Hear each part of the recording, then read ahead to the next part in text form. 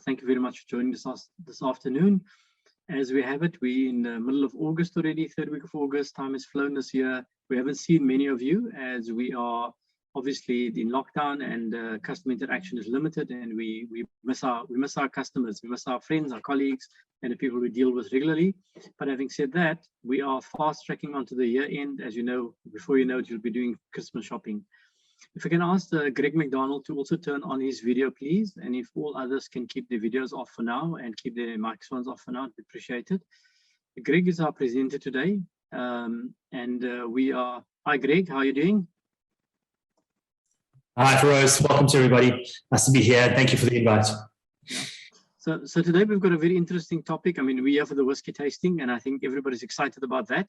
It's the first time I'm ever witnessing a virtual whiskey tasting. It seems like a strange modern day phenomenon, which it probably is. And I like Greg's background. He's got a calling for Cape Town, and we've got a lot of Cape Town people on the call, obviously. I think Greg's heart is in Cape Town, even though he doesn't admit it. But having said that, I want to say thank you to Dell for being a sponsor to this event. That's number one. Number two, thank you to Greg for putting in a lot of effort and time to help us prepare for it. Today, we're talking about innovation, creativity, and where things are going. Greg's going to talk a little bit about emerging technologies and where the thinking is in the future. And I think he's got a very interesting couple of slides to go through. And in the moment we're done with that, we will open up the floor if there's any questions. And if there aren't any questions, we'll hand over to Tamika, which can then start the process for the virtual testing, or tasting, I should say. So yeah, thank you very much, everybody, for attending. Greg, can I hand over to you? Yes, certainly. Tamika, you're going to have to make me a host if you don't mind. I need to share my screen, please. Sure, I'll do that now, Greg. Thank you.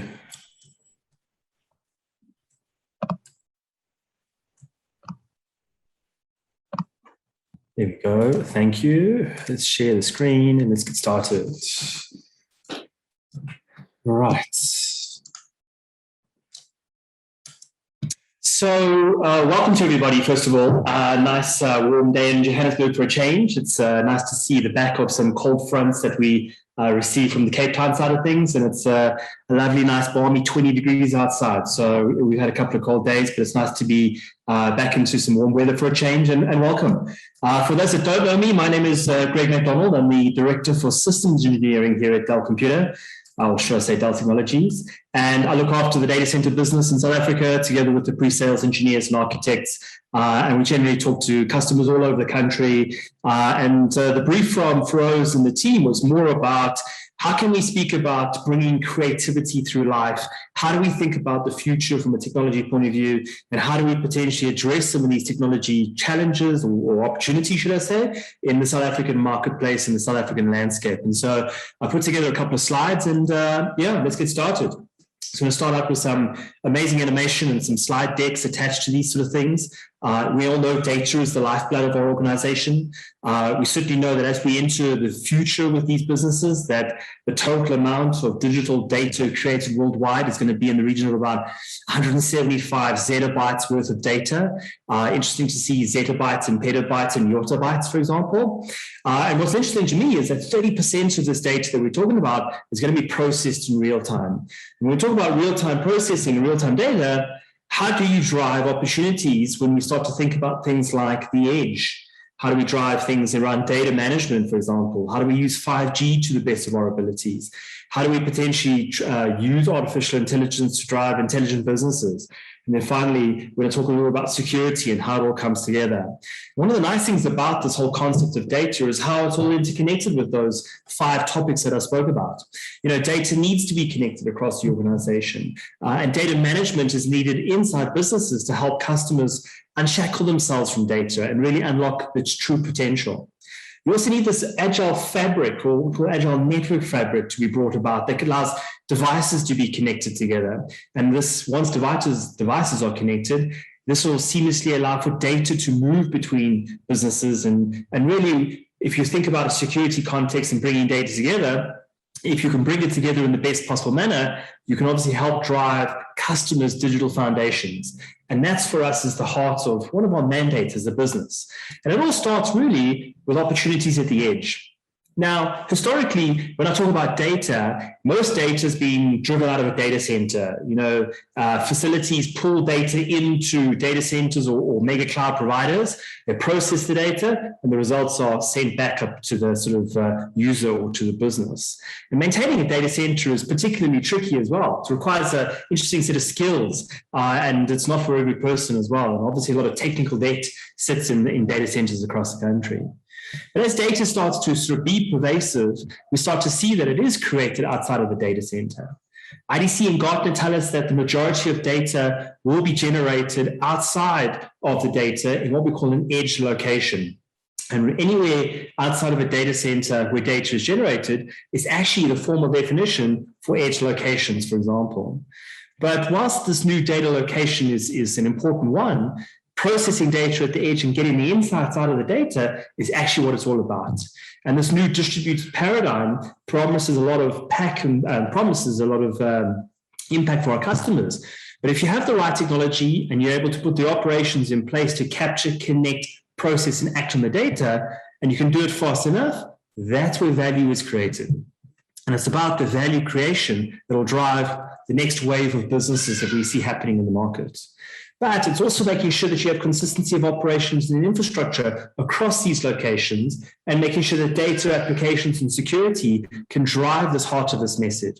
And we think that Dell Technologies has got the right products and technology to help customers and our partners drive edge solutions in a very promising sort of landscape. Now, when we talk about edge locations, it's very important to understand that an edge is not really a single solution or a single marketplace. It's not necessarily about how applications are built. And in the edge locations, you're going to need a new set of applications to run in these locations compared to stuff that you've seen in traditional data centers or into mega cloud providers as well. You also need to think about how we can automate a lot of the common procedures in these locations, because automation is key to making edge work. And if you think about these edge locations, IT staff don't sit in these edge locations. They probably sit in remote locations, for example. And so automation is the key to making the edge work and driving this thing as quickly as possible. Now, there's different types of edge locations in the world. When we talk about public cloud hosting thousands of racks, these public cloud vendors are many kilometers away and have a typical latency of 50 to 150 milliseconds. And as we start to move out of the public cloud down into core or near edge, we go down to the far edge, or we go down into devices themselves like vehicles or what we call device critical edge locations, you'll see that there's a common theme here. That the scale of the compute locations varies by location. The distance from where the source of the data also varies, and sometimes distance also results in latency in locations. But what's important to understand is that it would require a different set of architecture and operating procedures, irrespective of where these locations, and having consistency of these infrastructure challenges is what it's all about. But the closer you get to the data center, or the closer you get to where the data is generated, that's where the whole heart of the future of digital transformation is going to take apart and become real for customers. We know that there's a whole bunch of challenges and opportunities that edge locations can help solve for our customers. Dell Technologies itself has been working with partners around the world and customers to help analyze data sets to foresee potential disasters and prevent them from happening before they become a problem. We talk about some of our partners in the sea business, for example. We've been working on them about sensing and thinking and acting on data to prevent navigational disasters. And also been working with customers who are in factory floors to talk about preventative maintenance and monitoring of devices and products in a factory to help replace them before they create bigger problems or bigger outages for sort of businesses. And then when you overlay things like security and where you collect the data, it does actually summarize that there are some good challenges that edge locations can solve for. And it requires you to think of it in three kind of manners to help focus on the broad business outcome. The first one is about making sure you can drive value from the actions you take at the edge location. It's about making sure that your data is consistent and governed in the right kind of manner and includes security principles. And what's most important is that this data must be at the heart of how you drive new products, new services, and new lines of businesses for it. We all know none of this is possible without edge computing. We also know that the data moving up and down the networks causing concerns from a cost point of view or a latency or even a connectivity point of view, will result in customers having to move computing platforms and storage systems closer to where the data is generated if they want to be more successful with the businesses that they run over the next couple of years. But whilst it's important to talk about edge and the opportunities it brings, it's equally as important to have a data management strategy that governs how we collect the data. And data management for us is really a big, broad subject. It means a lot of things to a lot of people. It could mean data warehousing. It could mean data architecture. It could mean everything that you see on the slide there, for example. But at Dell, we define data management simply to be all disciplines related to managing data as a valued resource. Broadly speaking, it's a process of acquiring, validating, ingesting, storing, organizing, protecting, and maintaining the data so that customers can use this data to the best of their ability and drive business decisions out of this. What's important to us is to understand that with all this data that's becoming available, how do you get access to the data? How do you make sure that you use the data to your best of your abilities? How do you overlay your compute environment together with software and algorithms so that you can turn this data into meaningful insights? You can see at the bottom there, it shows on the slide, turning raw data into refined data so that you can drive business decisions and help customers and businesses respond quicker and better to what they're talking about. This is what I call the intelligent business. It is about driving intelligent businesses across our organization. And what you need is timely access to high quality, trusted data that can drive individual experiences, new products, new lines of businesses, etc. You can steer them in all different types of organizations. And what we're seeing with customers here in South Africa is that very little of the data that they collect is actually analyzed. And it's a damn shame, to be honest with you, because there's such good insights if you were to collect the data, pull it together, and drive the right kind of analysis. And so there's a clear opportunity, certainly from our viewpoint, to our customers on how we can help organizations capitalize on this data, help them become an intelligent business, and help them survive over the next few years as digital transformation starts to take effect in the local market and with our customers' competitors. And how do we help them stay abreast of the competition is probably one of our biggest mandates as a channel partner and as a Dell organization ourselves. But like the industry trends tell us, customers want to use data. They want to use artificial intelligence and machine learning, but they struggle with the skills in the data scientist patch. They know that they need to use analytics as part of the journey, and analytics must drive business decisions, but they don't necessarily have the systems in place, or sometimes they don't even trust the potential data attached to it as well. And so these challenges are complex. They require you to think differently about how you manage data, where you bring data in, how you ingest data. It requires you to think differently about the infrastructure that you purchase in your environment to make these things happen. It also requires a potential adjustment to how business is evolving and how you can match business decisions with the outcomes that you see from data. And then finally, it's about applying the data in the right roles and the right context to get the maximum value out. This is where terms like data scientist, data architect, etc., really start to make a big difference. And our value proposition is Dell is that we think we've got the right secret sauce, if you want to say that, the right solutioning, the right architecture to make data management real for our customers. We have an end-to-end product portfolio of technology to help you discover data, help you understand data, store data, analyze data, look for the insights, for example. We have a whole range of innovative products that are recognized by Gartner in 9 leading data management Gartner Magic Quadrants across the globe. We also have unmatched expertise in this particular area in terms of the end-to-end product portfolio, certainly around data management technology.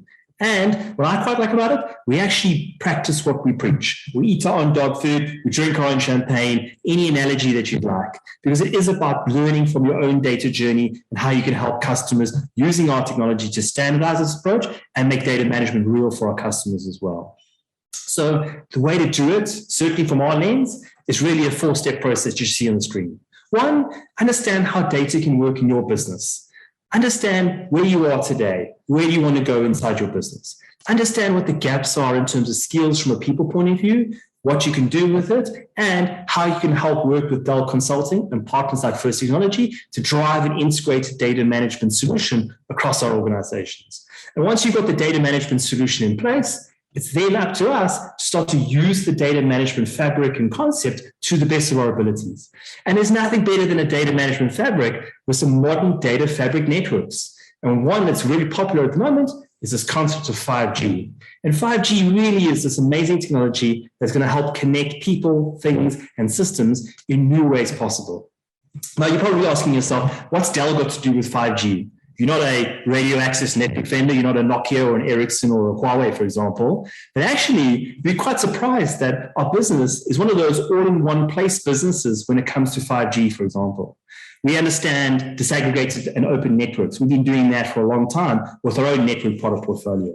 We understand multi-cloud, cloud-native operating models. We certainly understand virtualization of servers, storage, and network.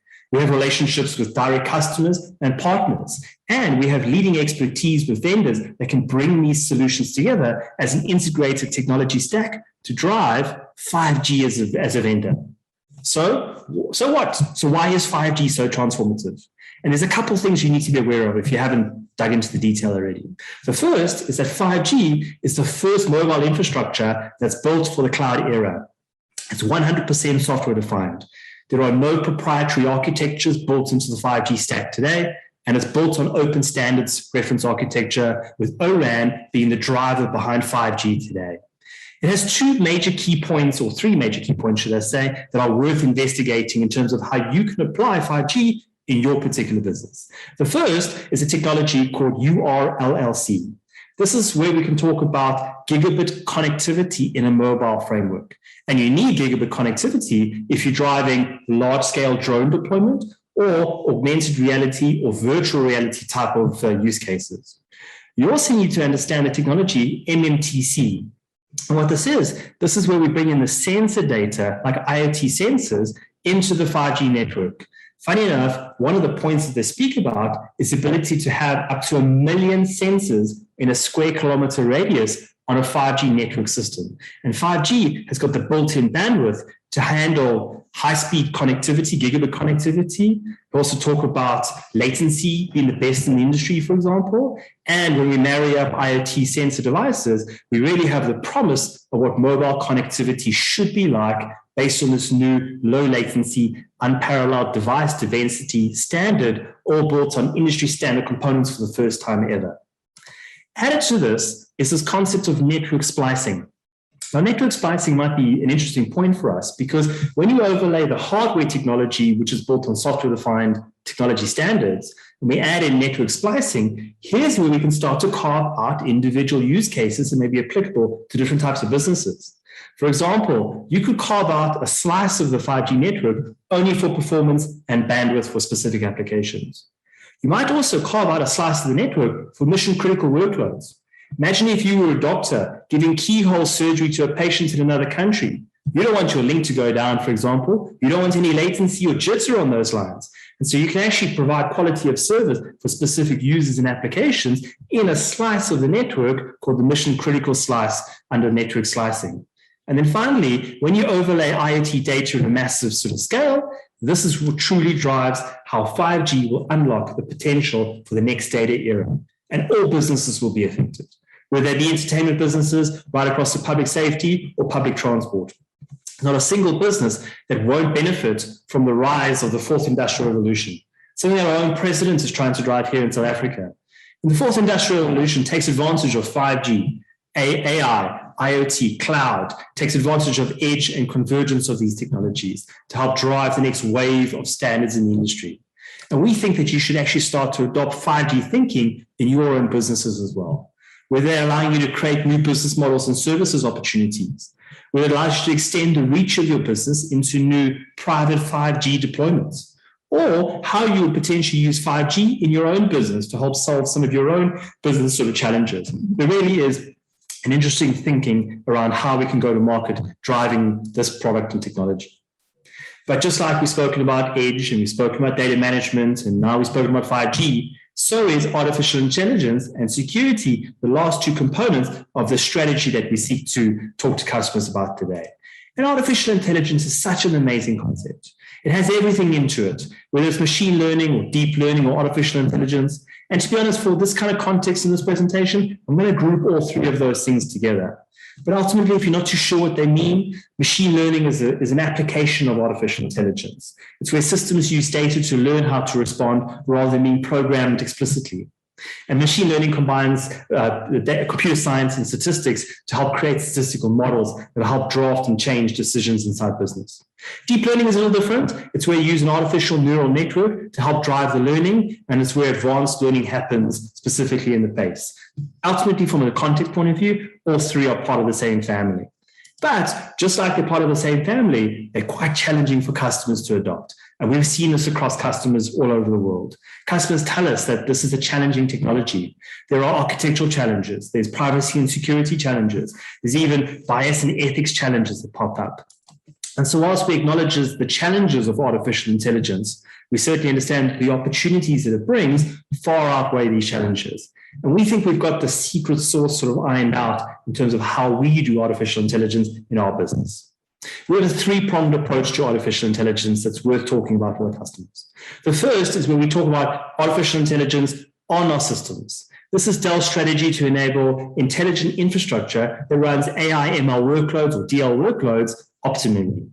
Then we talk about artificial intelligence in our systems. For example, our latest PowerMax array uses machine learning in terms of how they place the data on the storage systems.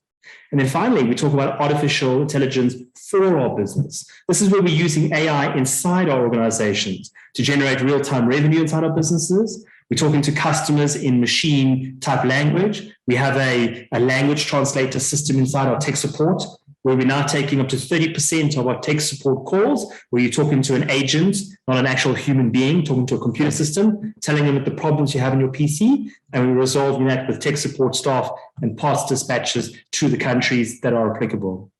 And as we stand today, we're seeing about 30% of our total calls around the world handled through intelligent bots and artificial intelligence sort of systems. We know we have a pragmatic approach, and we know this is a complex solution, but it is important to help customers identify the right use cases at work.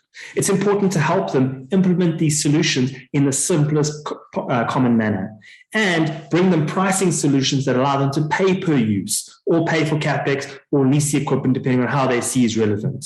Finally, it is about building on the small things and moving through these things, because we know that artificial intelligence comes in waves. We know that we're in the second wave of artificial intelligence, and we know that we're nearing a point of inflection as we're entering the third wave of artificial intelligence. And the third wave is where we talk about systems that can reason, perceive, learn, and abstract. And actually, we're not far away from that as a business. The key message here is how you apply artificial intelligence, how you focus on those algorithms, how you lead with the expertise, how you bring in the technology, and how you can make AI easy for yourself inside your business, for your customers, and how it can drive the strategies going forward in the artificial intelligence space. It's vitally important that we're successful in this area, and we think we can work with our partners like First Technology to help drive artificial intelligence solutions in the local market, and we've seen it across customers across South Africa.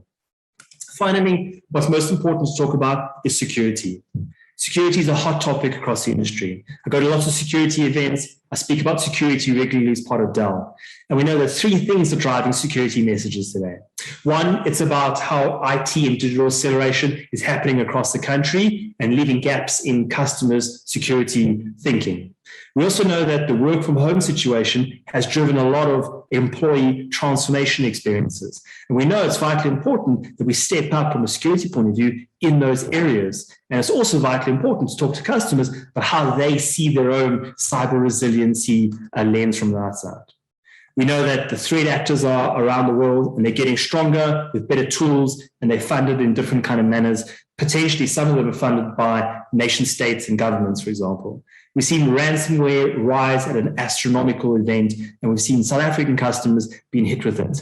Some of them are public, like what you read in the newspaper, others not so private, so public. But we're starting to see a lot more South African customers get hit, and we're starting to see trends in this particular space. Obviously, as customers start to ramp up from a vulnerabilities point of view, it's vitally important that they adopt this technology quickly and better, and the increased connectivity will help drive the security standards in their business.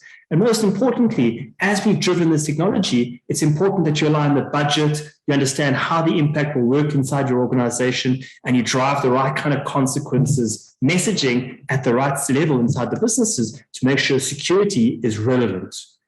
And when we speak about relevance, gone are the days of layering technology in the business. It requires a new approach. It requires an approach that means that you've got to think about security in the devices themselves. You'll talk about the network. You'll talk about the clouds, any applications, for example. You have to bake security in at each particular layer and understand that all your users have many devices across many applications, across many clouds and many infrastructure, and that you have to have a holistic message of security approach inside your business that works to help block and manage as a holistic, integrated, intrinsically designed security solution.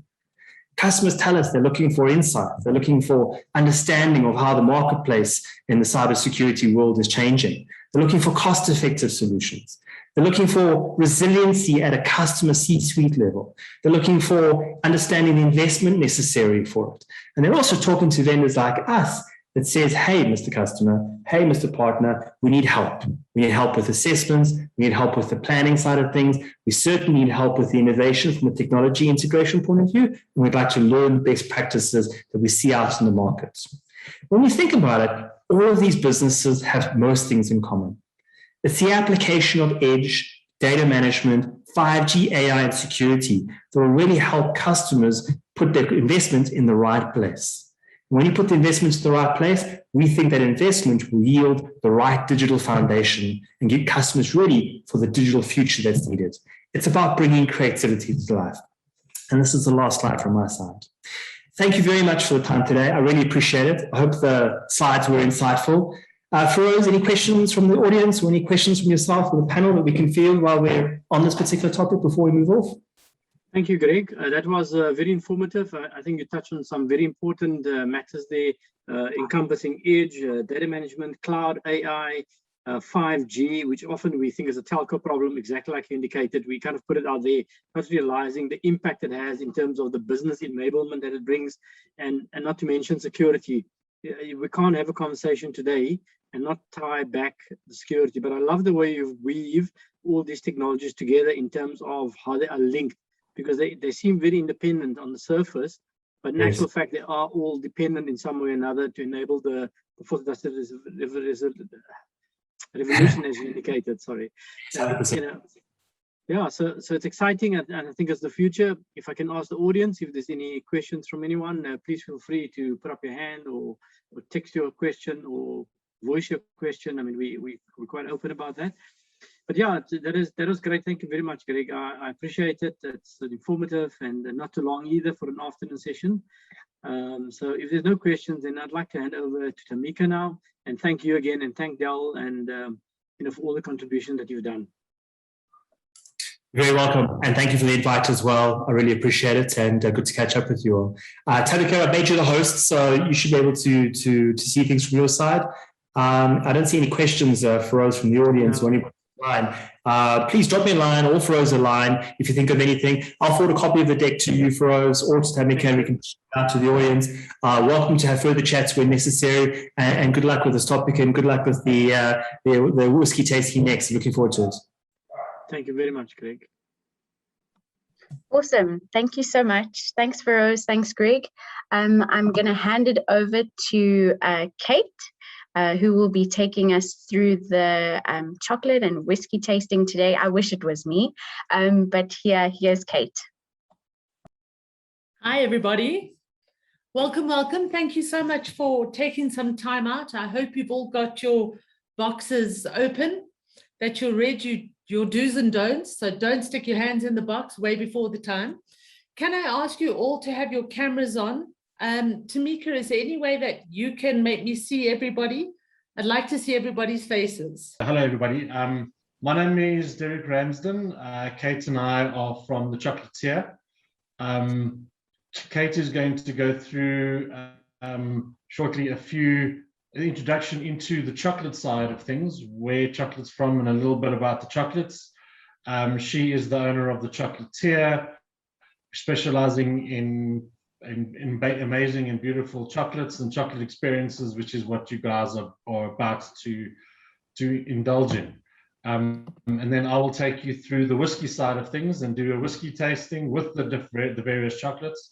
But in the meantime, could you get your chocolates out of your boxes? Get your chocolates ready. Inside your boxes, you should have a a set of glasses. You can get those out as well. If you have other glasses, that's perfect. And then we can start pour the first whiskey as soon as Kate gives you a bit of introduction about the chocolates. Are you ready, Kate? Perfect timing. Tamika, thank you very much. I really am challenged. Welcome, everybody. Sorry about that. So in the beginning, everybody said whiskey tasting. So don't be too sad because I promise we will get to it, but it's actually a chocolate and whiskey experience. I just wanted to know, is there anybody in the group who doesn't eat chocolate? Are we all chocolate lovers? Nobody? Thumbs up. Marietta, you're a chocolate eater because you've got a small smile on your face there. Good to hear. All right, so what a lot of us don't realize is chocolate is actually 3,000 years old. So it's really, really, really old. It grows on the cacao tree. It grows under the canopies of the rainforest. And it grows out of the stem of a tree. So it doesn't hang like a peach or an apple or a pear. It's a fruit that grows from, I suppose it looks like a fungal infection on the stem of the tree. Out of the stem comes little white, yellow, pink flowers, beautiful little flowers. And from that, we get a pod, which looks like a pawpaw or pepino in shades of purple and orange and yellow. And what we found probably 3,000 years ago, I imagine it was the monkeys who were taking this fruit, slamming it into the ground because it has a very hard shell, opening it up. And when they open it up, they have 25 to 30 little beans or seeds inside a white fleshy substance. So that really is the origin of all chocolate. They would take the beans out, they would lay them in the sun to dry and ferment. They would then take them out of their shells. They look very much like an almond. And what we have left is what we refer to as cocoa nibs. In your little packets that you have you opened your packets at all? Anybody open their packets? So if you can take out your first packet. That's exactly right, Peter. You'll see it looks like gravel. So I would normally like to start this experience with the actual cacao bean, but for love nor money, could we get any whole cacao beans in the country in the last 6 months?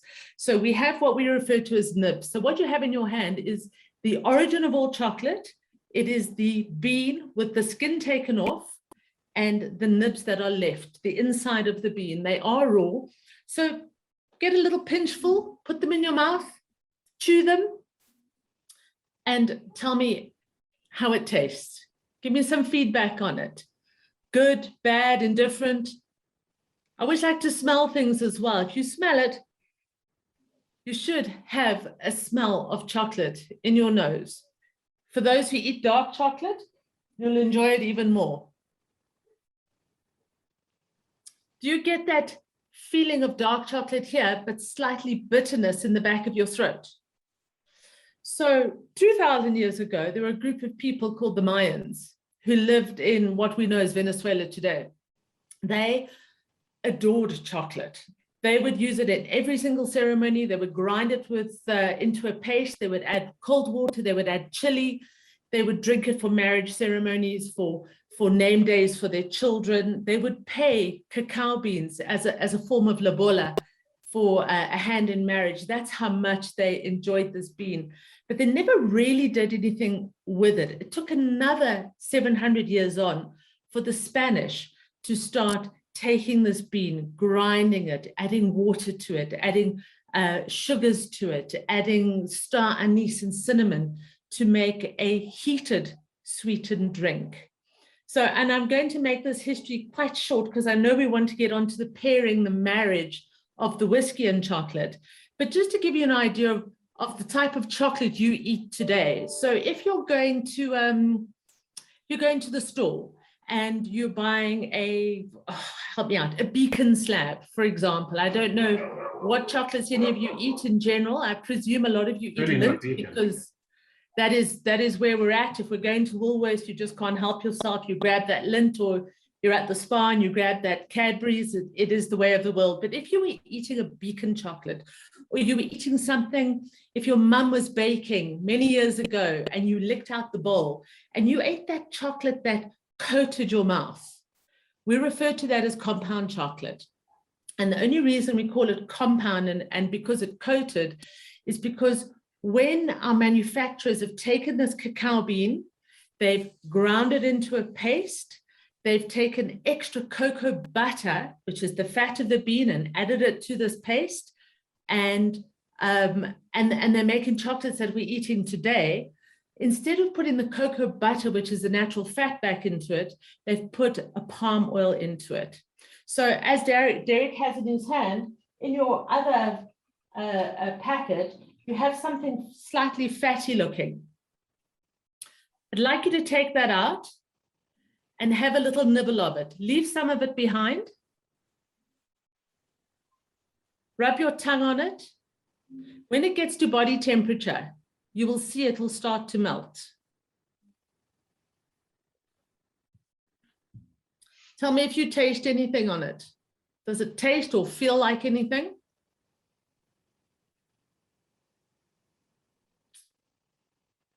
Villy, did you pull an ugly face there?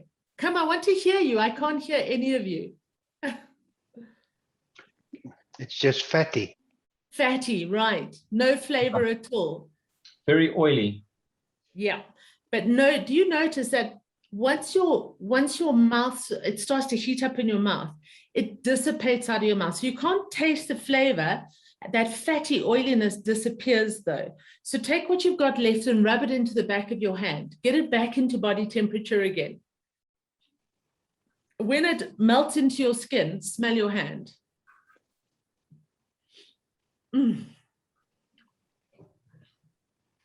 Mariette, did you eat your whole piece there?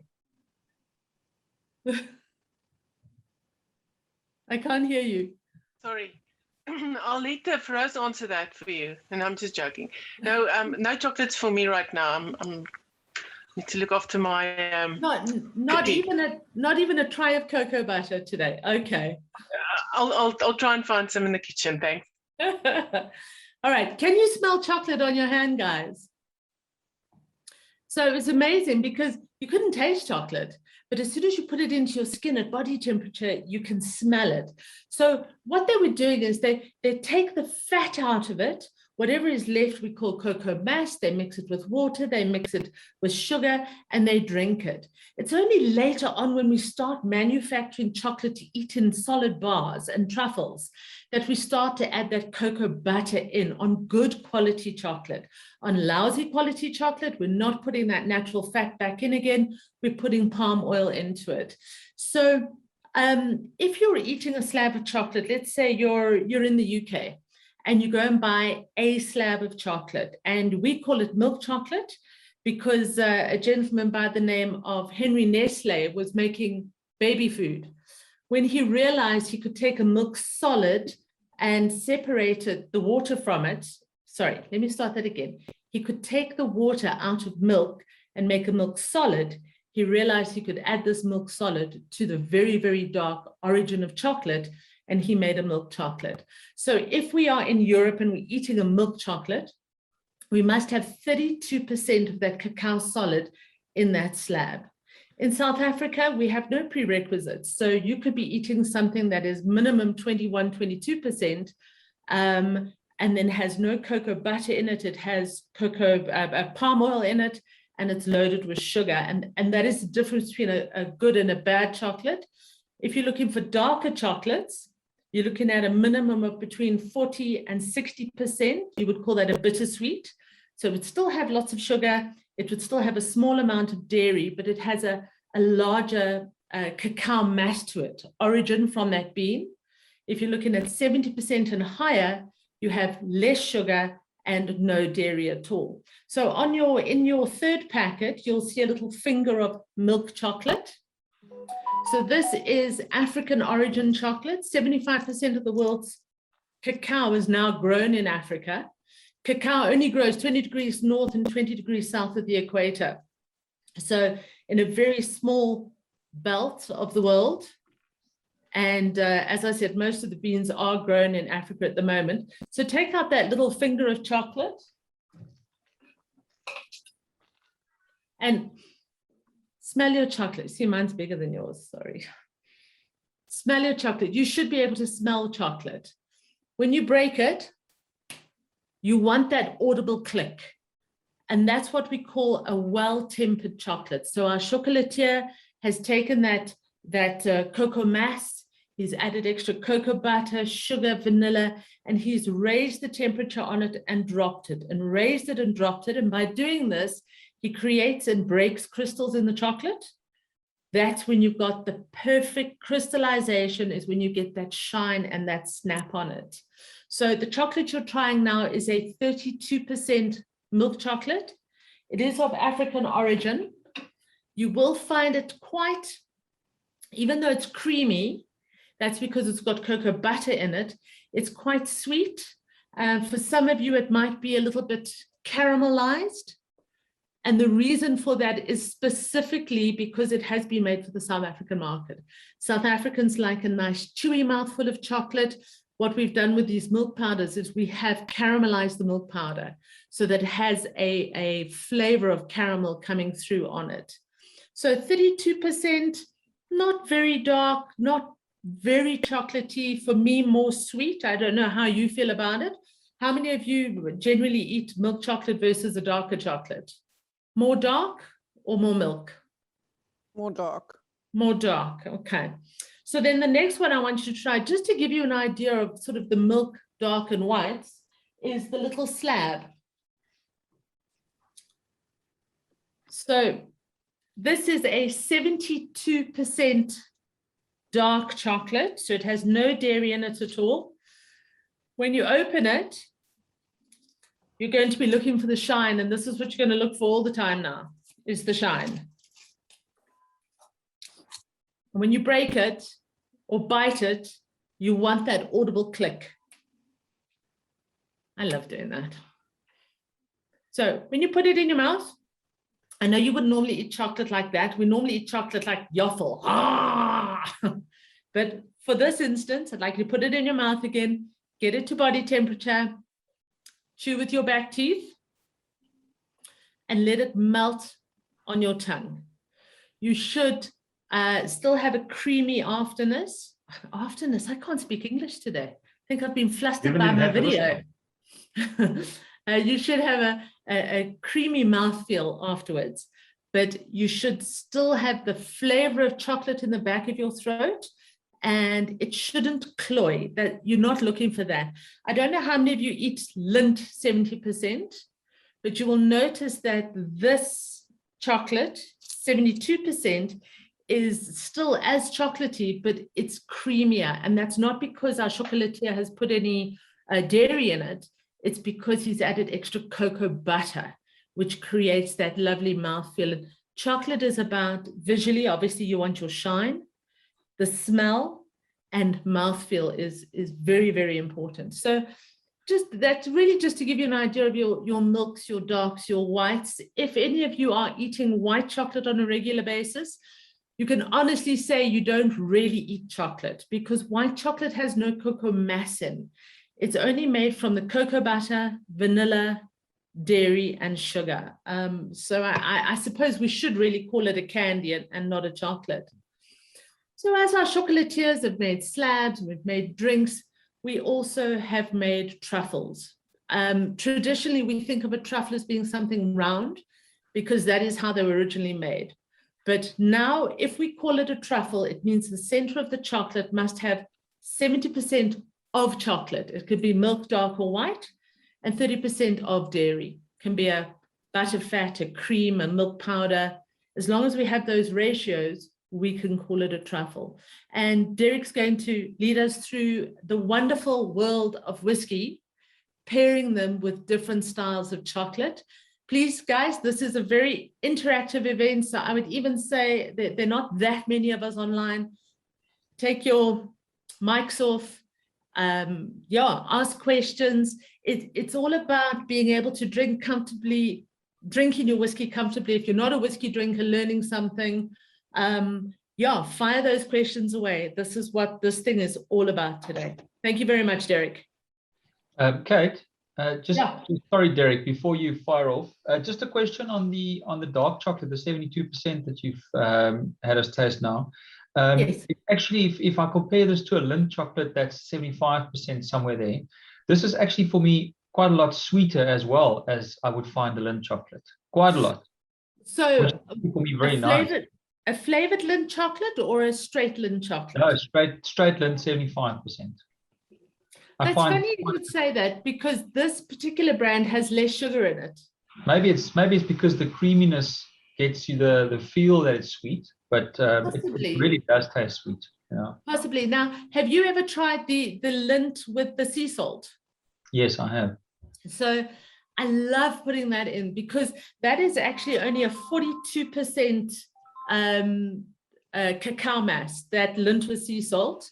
But the sea salt in it is what makes that beautiful chocolate flavor in your mouth. So whenever you're making hot chocolate, guys, with real chocolate, just add a pinch of sea salt. You don't taste the salt, but it enhances that chocolatey flavor so much. It's really wonderful. In fact, Derek, aren't we doing something with salt today? We are, yes. We've got salt to add to one of the chocolates. So we can play around with the chocolate on that.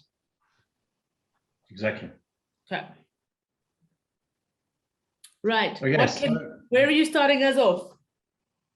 Right, now we're going to start off at number 1, where we should, I suppose. So in your boxes, you should have 5 little bottles of golden elixir. This is your 5 different whiskies we're going to be tasting.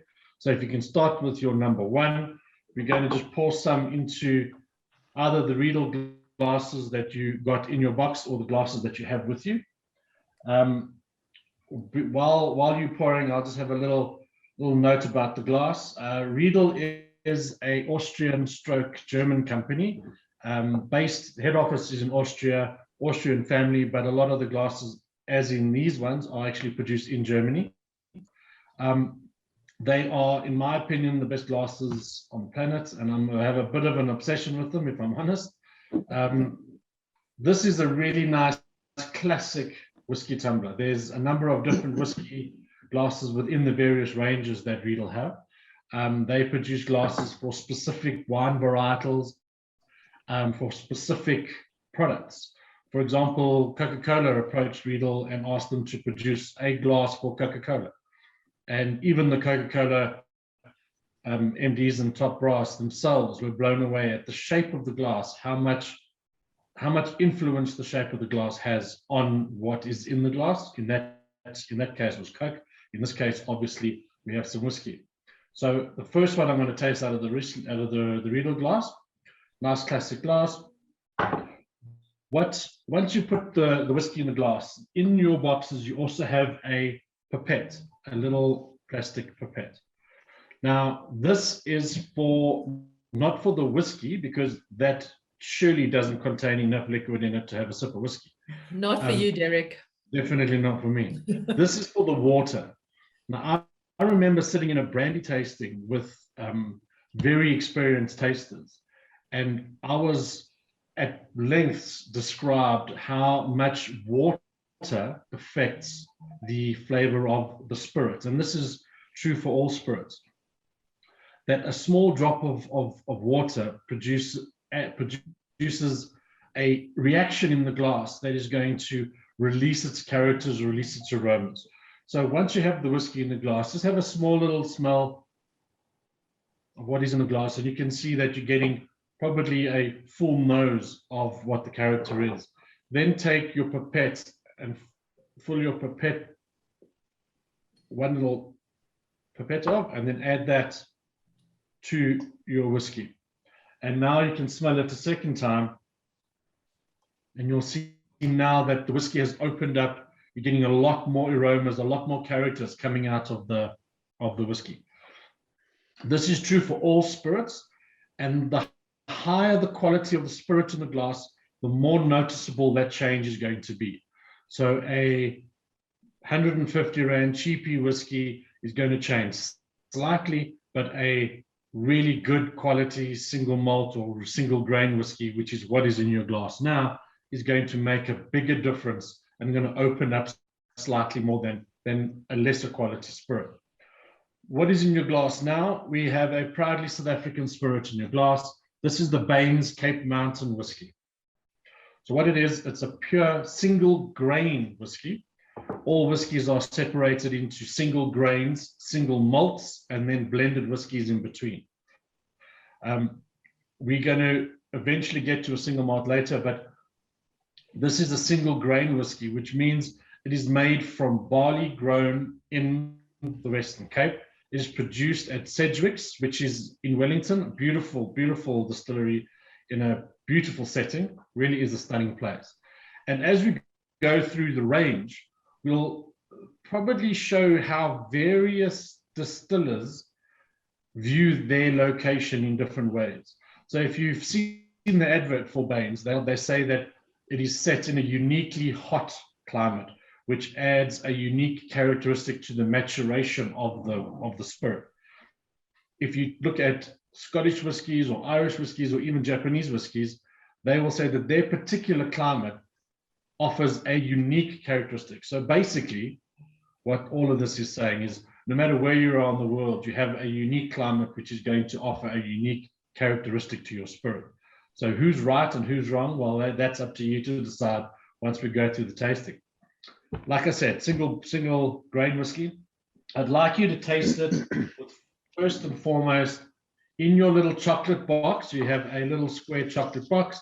We're going to start on the top left-hand corner. There are two pieces of chocolate or two pieces in that little corner. One, we have a little finger, dark chocolate. And secondly, we have a slice of orange, which is half dipped in chocolate. Now, both of these pieces are both obviously orange, this one in particular. The other is a sliver of orange peel dipped in dark chocolate. So the Baines we're going to taste 3 times because we can. So we're going to start off with a little bite of the orange without the chocolate. So we can have a little bite of that. Then we're going to get a candied, sweet orange characteristic in your mouth.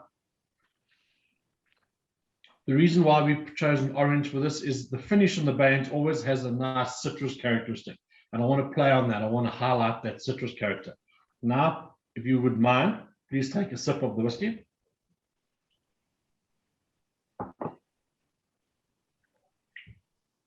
The little drop of water has opened it up, but it also seems to calm down the alcohol significantly when it really shouldn't, because you've only put a tiny little drop of water in.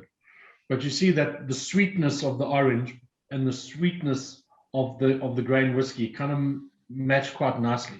Now I want you to taste a little bite of the opposite side of that chocolate, of that orange chocolate, a little piece where the dark chocolate is. And that's a 72% African origin couverture chocolate.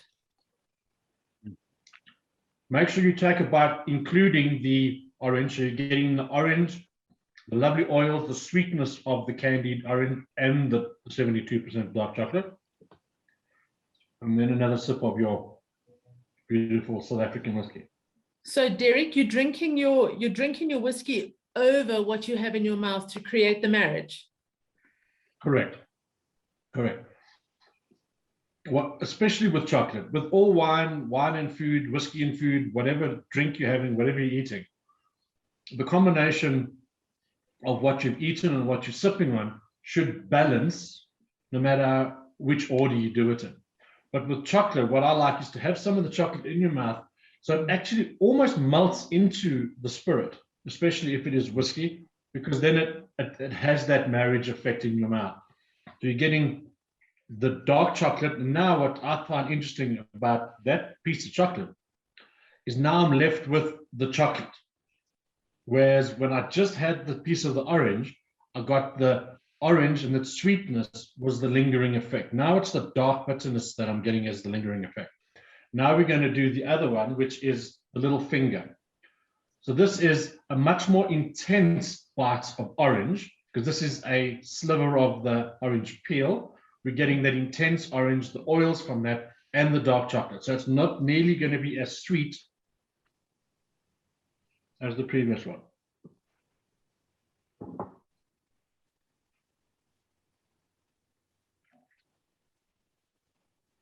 A lot more natural oil in that rind.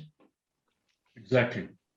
And for me, this is the absolute perfect combination, because now it's not the sweetness of the orange that's standing out. It's not the dark chocolate that's standing out. Now it's the combination of the two. So I'm getting a complete menage a trois, if I may, in my mouth, with the chocolate, the orange, and the whiskey on the finish. It's not just one of them standing out. So this is the complete open marriage right here in this glass. Did anybody, what do you guys, does anybody disagree with Derek? I mean, have you got any, do you also think that the peel was the better marriage? For sure. All right, so we got a winner then. Absolutely. Before we move on to whiskey number 2, a little bit more about this particular whiskey. This has won the best grain whiskey in the world 3 or 4 times in the last 5 or 6 years. Originally released in 2009, and it's been absolutely amazingly successful. And personally, I think this is one of the great indications that South Africa can do amazing things. I know that whiskey drinkers in general think that far lands overseas are where the best whiskies are produced. And yes, this isn't as round or as delicate or as sophisticated as a 12-year-old Macallan, but it for the value, the price, I think it really is fantastic.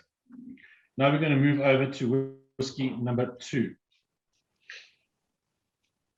So I'm going to use a second glass because I haven't finished the first.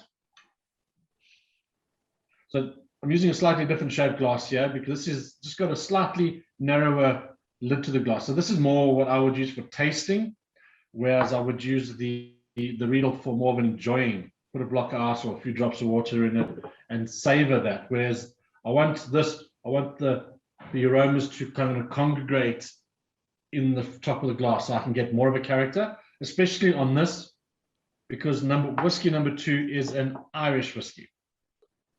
So now we've crossed over the Emerald Isle and now we are in Ireland. This is a Bushmills original, so it is a blended whiskey, a blend of single grain whiskies and single malt whiskies, and some spirit. I think the grain whiskies, my apologies, comes out of a column still and the single malt out of a pot still. So you're getting a combination of textures and characteristics in this particular whiskey. So once you put your nose in the glass, I'm going to ask you to again just add that little pipette of water just to open it up. Let the water do its trick. Obviously, depending where you are, I've got good old-fashioned Rand water, which is just fine for me. So that water, just open it up. I also like when you add in that water, if it's cold water, because then it just cools it down and it adds a secondary calming of the alcohol levels to some degree. 43% alcohol in this particular Bushmills. And Bushmills, as most Irish whiskies, it's all about the purity. So you're getting a linear type of characteristic. You're not getting a fat, round texture like you would in single malt or older whiskies. You're getting a purity of characteristic. That's really what I think separates Scotch whiskey and Irish whiskey. Can anybody else tell me what the other significant difference between Scottish whiskey and Irish whiskey is? The letter E. Just the letter E. All Scottish whiskey is spelled without the E, and all Irish whiskey is spelled with the E. Who's correct? Well, who knows? But the Irish wanted to be significantly different, so they added the little E into the word whiskey, so it can be spelled either way, but only the Irish use the E, which is, I think, quite interesting.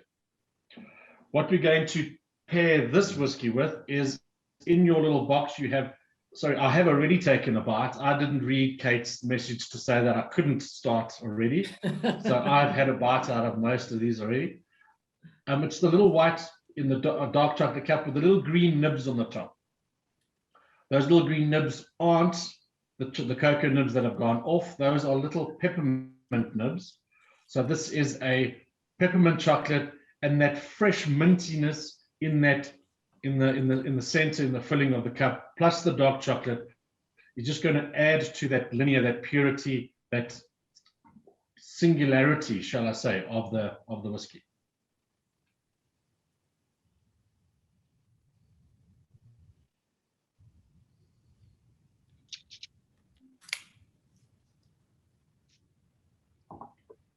Personally, I think the chocolate on its own is too sweet. But since I've been doing this with Kate, who eats chocolate without having a whiskey in the other hand? I mean, it's just, I think we've got a very tough life, don't we? Very tough life. I am, as a consequence, of course, a diabetic and an alcoholic, but that's for another time. Okay, life is short anyway. So the whiskey is the Bushmills. They go through a triple distillation. So what it is the single malt part of the blend goes through a pot still, a large pot still, 3 times, and then they're adding. Ja, dat is 3 tot 5, so daar is nog 'n tydjie oor, actually. Sorry, I missed that, Jaco.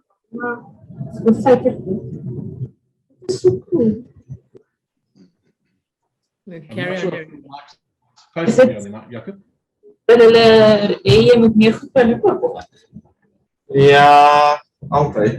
Maar ja, dit is maar eintlik Especially by mistake. hele ding eintlik.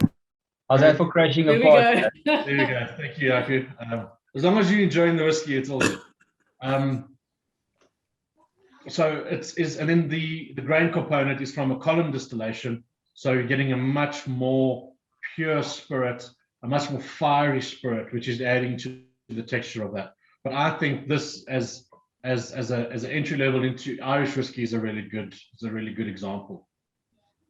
Right, now we're going to move on to number 3. Sorry, Derek, can I ask a question quickly? Please. In regards to Irish whiskies, are they generally all linear? Are they all distilled in a similar fashion? Yes. Sorry,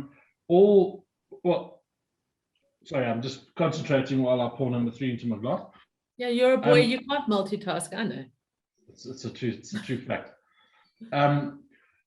Irish whiskies are generally in that category, the triple distillation, much like the Jameson's range, the Tullamore range.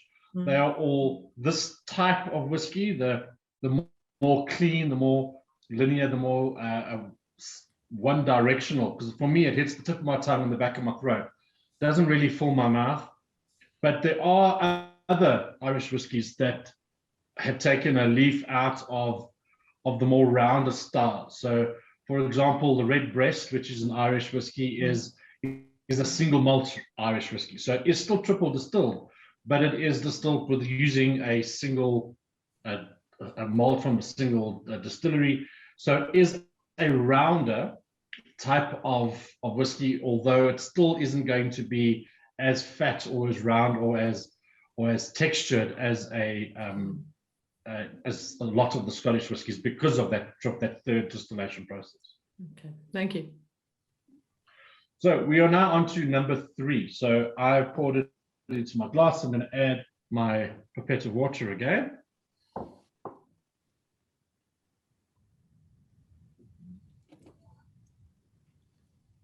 Just by putting your nose in the glass, there's something that jumps out of the glass of this one that the previous 2 haven't had.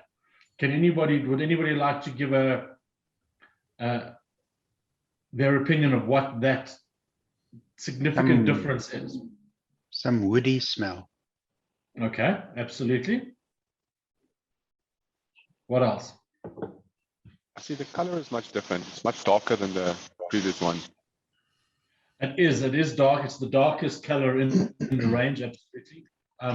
For me, it does, like Willie mentioned, it does have a more of a woody characteristic. But for me, there's also a sweetness that jumps out the glass. For me, this smells sweeter than the others. And that sweetness is derived predominantly which is going into what Tion mentioned about the color in the spirit, is from the barrels that this spends time in. So now we've crossed the ocean again. Now we've gone to the other side of the world, and we're now in the United States of America. Now there are two types of main types of spirits, whiskey type spirits, that are produced in America. One is the Kentucky or the Tennessee whiskey, the Jack Daniels side of things. Now, Jack Daniels is not what's in your glass, thankfully. Jack Daniels is a Tennessee whiskey, and it is the only whiskey from Tennessee. The only distillery in the state of Tennessee, or the county of Tennessee, is Jack Daniels. And strangely enough, Jack Daniels is also in a dry county. So you cannot buy Jack Daniels at or around the distillery. You have to go to the county next door to go buy your Jack Daniels, which I think is a little bit ironic. This is a Tennessee whiskey. So this is a Kentucky bourbon. See, I'm getting myself confused. I'm going to have a sip and just calm myself down. It's not by any chance Jim Beam, is it?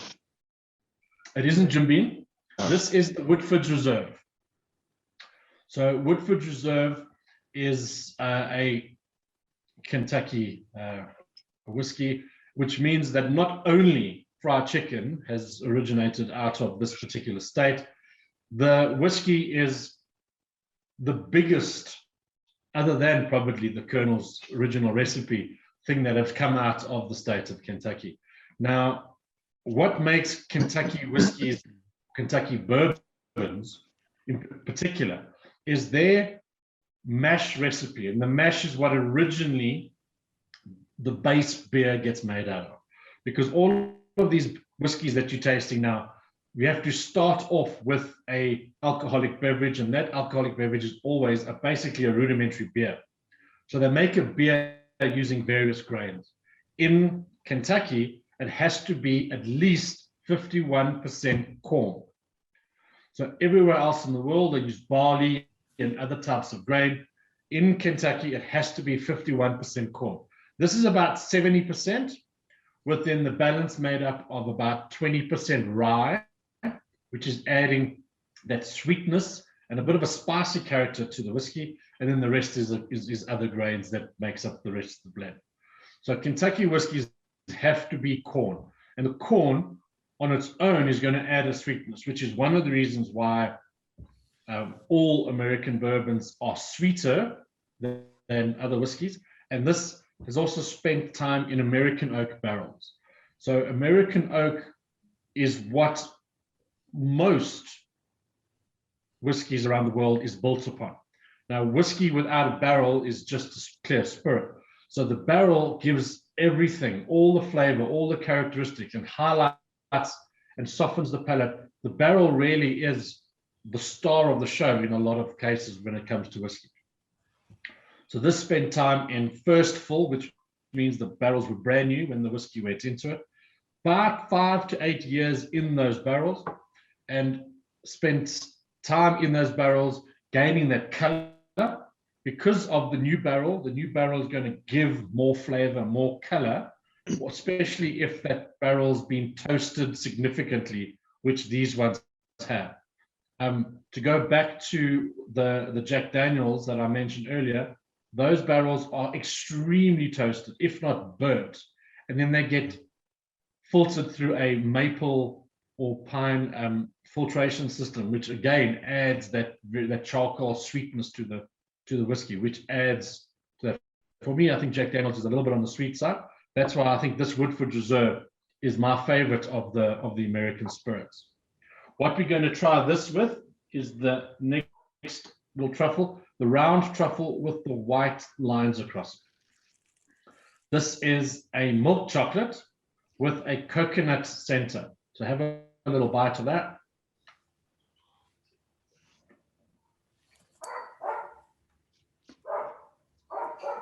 Coconut in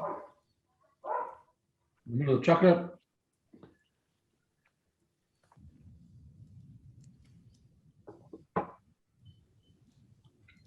And the coconut just plays with the sweetness and the spirit.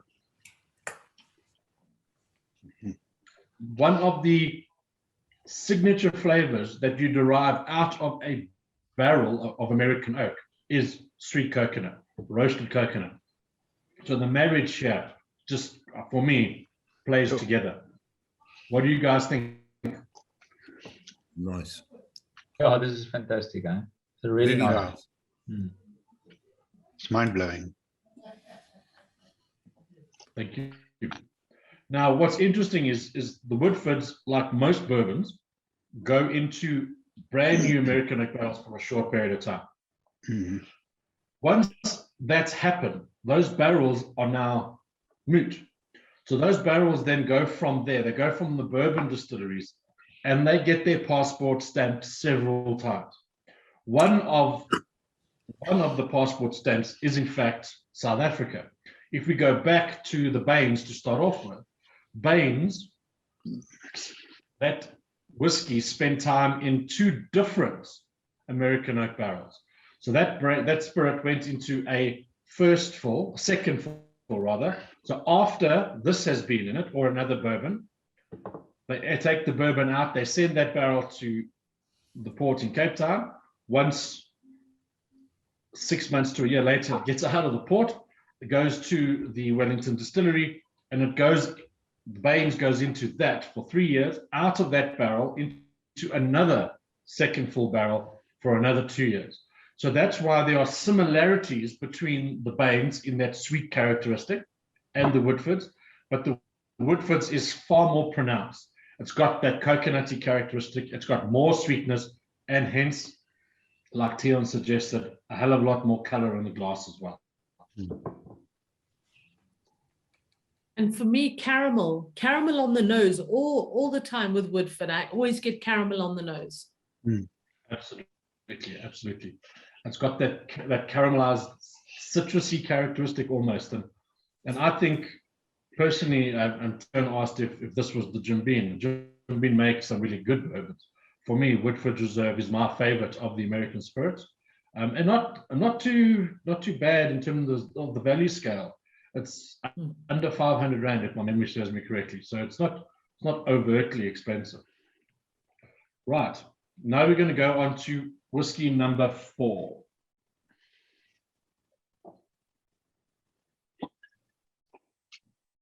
So we're going to do the little whiskey with, again, your little pipette of water.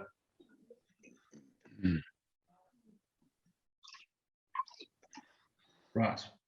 Now, this is now the lightest in terms of color in the range that you have in front of you. We've crossed the oceans yet again, and we are now in Japan. Now, Japan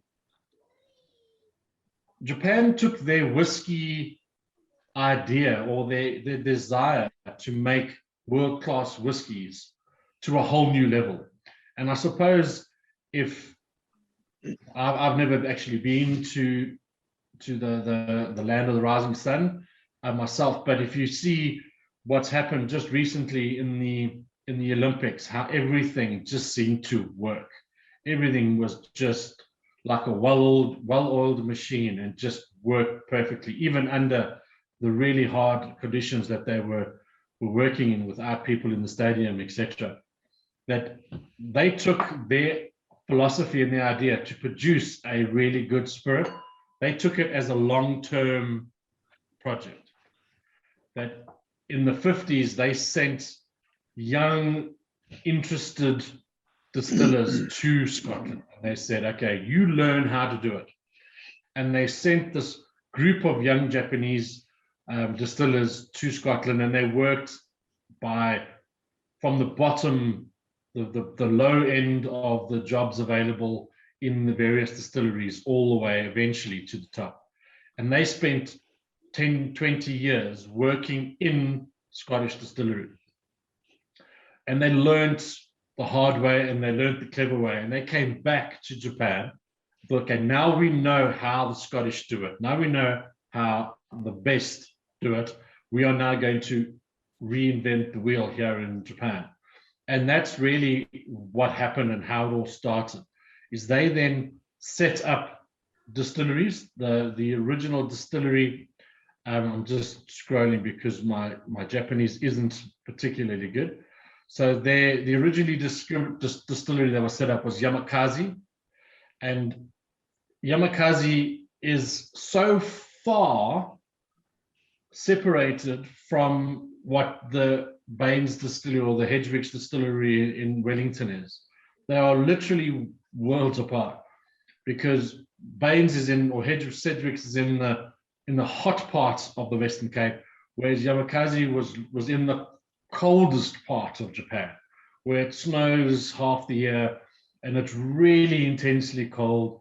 The grains take long to develop, and that length of the growing season for their grains and the slowness of the maturation, they then believe that it plays into the texture and the structure of their whiskies.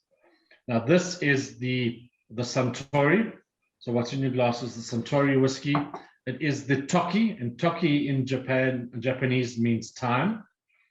It's a blend of 3 different spirits. So it's a blend of spirits from the Yamakaze distillery and then 2 other distilleries around Japan. It's a blend of the 3. And if you put your nose in the glass, it is quite forthcoming and it's quite smoky. It's quite intense. It's got a lovely intensity to it. It's not peaty, because we're getting to peat in the next one. Peat is that very dense moss type substance that is found in some parts of Scotland and adds that real smoky, dark intensity to it. This doesn't have any peat in it, but it's got that similar kind of intensity that I think is quite striking. What we're going to have this particular whiskey with is, now we're going to go back to, I promise, Kate, I didn't bite this one. Maybe I did. So the little round one, it looks a little rough, round milk chocolate ball. That's that one there. So we're going to take this one. Now, if you have any nut allergies, please stop. Don't bite it. This is a milk chocolate with a hazelnut praline center. So we shall not be taking any responsibility for anaphylactic shock or anything, only shock of goodness. This is your hazelnut praline. Have a little bite of that. The nutty characteristic, I love this praline. It's soft, quite sweet, but smooth, nice, and like there's a caramelized nut characteristic, which if you taste with the whiskey, goes quite nicely together, but we're not quite done yet. Now there's a tiny little bottle with some crystals inside the bottom. Kate, do you want to just tell everybody where this particular I've got a big one, not a tiny one. Right. It's Atlantic smoked sea salt.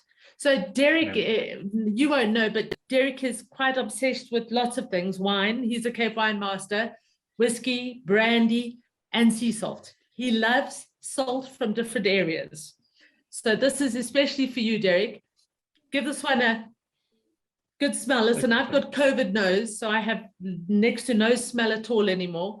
But the smokiness that comes off this is just phenomenal. Absolutely. Can you get it out of the small quantity? Absolutely. But now what I want you guys to do is to take a few of these little crystals and add it to the hazelnut praline. So just put a few little, don't be shy, because you want to actually be able to taste the salt when you take a bite.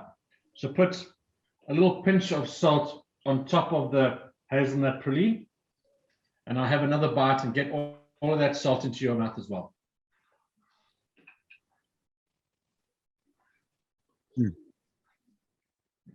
It transforms the chocolate immediately. Yeah.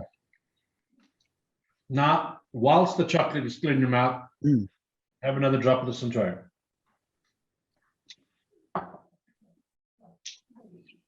Wow. Completely and utterly changes it. That smoky salt just brings out the nutty characteristics of the chocolate. At the same time, just cuts down that sugar. It makes it seem very much not sweet. And with that whiskey, now I'm left with a lovely, beautiful salinity on my palate with that almost caramelized nuttiness, which I think is absolutely outstanding and completely and utterly different to how it was to start off with. We have a completely different combination here. As Kate said, I think I have an obsession with salt, but good salt. And I think I must make that distinction known that Cerebos do produce and do sell some really good salts, but that normal Cerebos in that white plastic bottle, that is not salt. That is really not salt. That is just a salty solution which consists of silicone particles to keep all the little particles from sticking together. So if you're going to use salt, use a really good quality salt. And like the Atlantic sea salt with its smoky characteristic, it changes completely. And a pinch of salt, the right kind of salt, to just about anything that we eat would change it. For me, I love peanut butter, but peanut butter is too sweet. I put a sprinkling of sea salt on it, and that just cuts that sweetness and brings out the flavor of the peanuts, which would be a huge problem for my nephew who is severely allergic. But for me, it makes it an absolute treat to eat. So please use some really good salt. But did you guys enjoy that difference of that salt? Very much so. And isn't it amazing? Just something so small, like a little salt can change a chocolate, a little chocolate can change a whiskey. Just experimenting with these things just changes your whole mindset on what's going on, flavor profile in your mouth. Absolutely. Absolutely. And like you say, Kate, if you're using the right combinations and the right things, it doesn't take much to make a significant difference. And that salt really was fantastic. All right, ladies and gentlemen, now on to sadly, the last one in the list. If we could just pour some of your number 5 into your glass. And again, a little bit of your water. Now, have a little nose of that. Something now is really jumping out, and I think I gave it away in the last, when we started tasting the last glass, of what that is. Is it fair for me to say that this smells completely different again? Now that difference, that point of difference, that thing that's making it smell completely different, that is peat. Not peat from down the road. This is that peat that's found in parts of Scotland, that condensed, intensified moss that grows on large parts of Scotland, particularly the islands. And there are 2 islands in Scotland that produce the whiskies that use the peat in a large scale. The first one is the island of Islay. That island has the distilleries like Lagavulin, the peat monsters produced there. So the island of Islay is responsible for the majority of the peated whiskies of Scotland. Then you have another bunch of tiny little islands all around the west of Scotland. This is from the island of Skye. Being the island of Skye, it is further north up Scotland, so it's quite significantly, see, I've had once of too many, Kate, north of where Islay is much further down south. And this is from the distillery Talisker.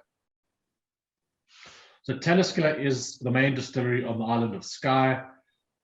This is double peated in a way, but that peating is still significantly less than other Islay producers like Lagavulin. Lagavulin, you smell it, it smells like you've just rinsed out your brine with your whiskey and then poured it back into the bottle. That really intense charcoal, smoky. What's that? The stuff our grandparents probably, PCP. Is it PCP? Exactly. Hey? That's exactly what it smells like. I tell you, peated stuff like peat monster, it'll put hair on your chest, that stuff. When you start it though, you can't stop. And this is about halfway through their journey. So the hairs are only starting to develop on your chest. This is mildly peated during the peating process. So when the barley is malted, it's malted on top of the peat, which gives it that smoky sweet characteristic. But there's also quite a lot of peat in the river right at the Talisker distillery. So when the water comes into the distillery, it already has a little tiny bit of that peaty characteristic in the water itself. So it is double peated, but I think still balanced, because you're still getting the ripeness, the sweetness of the grains, but there's something else in there, and it's the salinity. For me, this is salty. We had to add the salt for the Japanese combination. This one, we don't have to add it because that's already there. Because the Isle of Skye is relatively small, it is bombarded by winds off the ocean 24/7, 360 degrees. So they're getting that saltiness blowing through the air, which is blowing and sitting on the grains. It's in the water and it's in everything around there. So have a little sip of your Talisker. And now, because this is the biggest and the boldest in terms of flavor that we've had so far in the lineup, we're going for the biggest and boldest in terms of flavor in your little chocolate box. Kate, do you want to just give a little description about the chocolate? Thank you, and I do, because if I give it its name, people who don't eat dark chocolate go, oh, I'm not going to try that, but really I'd love you to. We call it our 80% extra bitter, but for this truffle, it is 100% about mouthfeel. So when you bite into it, you've got that audible click from the tempering of the outer of the chocolate. The ganache is the center, has a lot of cocoa butter in it, so it's got a natural fat, but it's full of chocolate flavor. So it should melt into your mouth, and that's where you get those lingering notes of dark chocolate. And it's going to pair so beautifully with this whiskey because they're both really, really bold. And it really does, Kate. Thank you. The whiskey is also slightly higher in alcohol than the rest that we've tasted. This is 45.8, if my memory serves me correctly, in the alcohol. So slightly higher. And that extra boldness and that punch in your face of that smokiness, you need this chocolate. If you were to go back and try that, the coconut, for example, the coconut would just be completely lost in the spirit because the coconut is sweet. And yes, it worked so well with that particular whiskey, the Woodfords. Here, it's completely lost. And vice versa. This chocolate would dominate the Woodford Reserve, much like the South Africans did the British Lions 2 weeks ago. Sorry, I had to drop that in. So this is like Bucky's Bertha versus Ibn Etzebeth. They just work together, and it's a perfect combination. So I hope you guys enjoy this combination. Can we try, and if anybody's take one of your earlier truffles, if you've got anything left, and do the same experiment, be it the hazelnut, be it coconut, be it mint will be awful. But do the same process again and tell me how you feel it differs, how it changes. What's the name of this whiskey, Derek? This is the Talisker 10-year-old.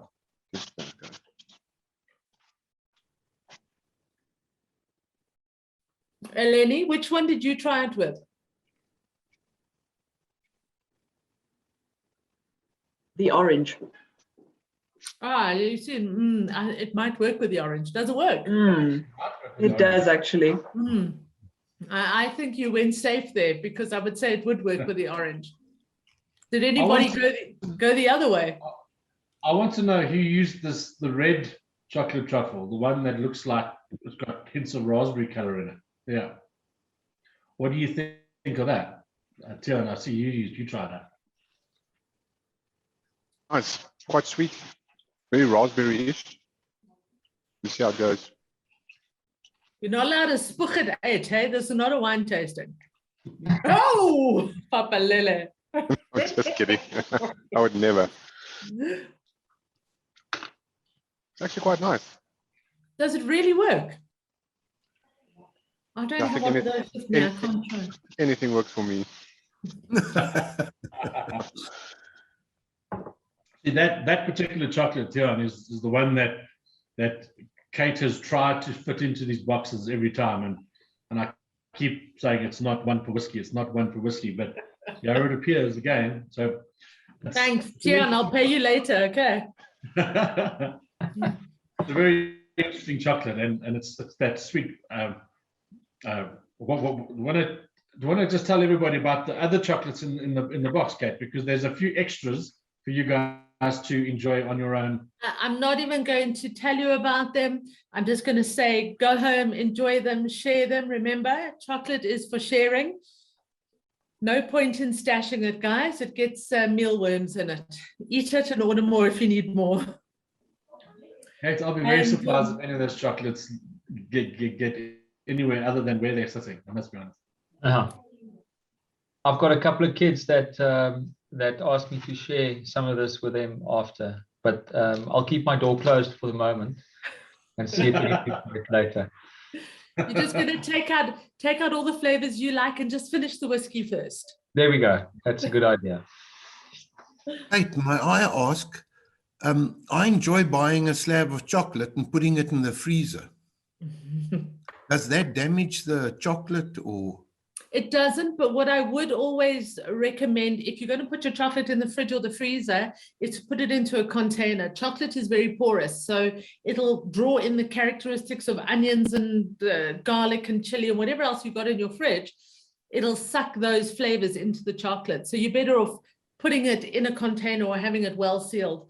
But we all go through different phases of how we eat our chocolate, be it from frozen so that it gets down to melting temperature, or we go through phases of eating slabs of chocolate then versus truffles. It's like when we started drinking wine, we were young, we were drinking the Gewürztraminers and all the sweet things, the Grand Crus, and check, everybody's going, yeah, I remember those days. And then we went to Sauvignons, we went to Cabernets, and then we went through the drier white wines. And as we get older, we go back to the sweeter wines again. It's the same with chocolate. So your palate will continue to change and continue to grow. So this year you might like it frozen. Next year you'll like it soft and chewy and ganache. But no, it doesn't damage the chocolate. The only thing that does damage the chocolate is, and I know it's happened to all of you before, you know, you're on your way home and you're nearly home and you get that phone call that says, oh, we got no bread and milk. Oh, it's dark and you just want to get home. But so you pull into the super spa or the quick spa or the garage shop and you take the bread and milk, and then you take not one but 2 slabs of Cadbury's whole nut, and then you get in the car and you hope that you drive an automatic and you've got your knee up holding steering wheels and you rip the wrapper off and you inhale that chocolate before you get you shove it down your gullet, and when you get home you go, oh hi sweetie, I bought us a slab of chocolate to share. And when sweetie opens the chocolate, it's got that white film on top and you go, oh crap, should I tell sweetie that I ate frothed chocolate, or do I just keep quiet about it? So it's not frothed chocolate. It's what we refer to as bloomed chocolate. So while the chocolate's been sitting on the shelf in the store and it's hot during the day, all the fat solids have come to the surface of the chocolate and it's cooled down at night, and the fats have stayed on the top. So it's become out of temper. Remember, our chocolatier was raising and dropping the temperature, building and breaking crystals. So it's out of its temper and it's slightly gray. If you were baking with untempered chocolate, it's the kind of thing that just wouldn't set properly. And when you eat it, if gray had a flavor, that's what it would be like. So slightly crumbly. I see, Eleni, you've had some bloom chocolate before because you kind of nodded your head and went, so it won't make you sick, but it's not great. What you're looking for in chocolate is smell, snappy, shiny, full mouthful of chocolate. And life is short, guys. It's too short to eat crap chocolate, lousy whiskey, or have single ply toilet paper. So please, these are very important things to consider. We're going to be running out of chocolate very, very, very soon because, as I said previously, chocolate is only grown in a certain area in the world. The rainforests are being knocked down, and the people who are growing the chocolate are not getting any bang for their buck. So they're knocking down the cacao trees and planting rubber trees in their place. And we haven't managed to synthesize cacao pods yet for chocolate. So next time you go to the shop, turn the slab over. If it says less than 22% cacao solids, put it back, because it's just cocoa powder, sugar, and palm oil. I just think we must be more mindful about what we're eating. And when you start pairing, when you're chatting around the dinner table, when you're chatting to your kids, Peter, just tell them about the pairings and what to look for in what they're eating. That's all I have to say about it. Derek? Thank you. Well, we've reached the end of the whiskey tasting, or the whiskey and chocolate pairing. Thank you very much, everybody, for listening and for going with us through this experience with us. Kate will end off, and she'll just let you know that we do deliver the chocolates. So you don't have to grab that second slab of Cadbury's. We can deliver this quality of amazing chocolates to your doors. So thank you very much, everybody. Enjoy chocolate and whiskey going forward, and do it responsibly. And thank you so much. Have a good evening further. Yeah, and if there is anything you need, if you've got any questions, we're always at the end of a computer or a phone. So just let us know. Thank you very much, guys. Thank you so much. It was great. Very much. First technology. Thank you, everybody. Thank you for participating and sharing your thoughts and your tastes as well. Have an awesome day further. Thank you, Farouz. Thank you very much, Thanks everybody. all. Thanks, everyone. Thank you, Bye, Farouz. Bye, guys. Well, cheers. Ciao, bye.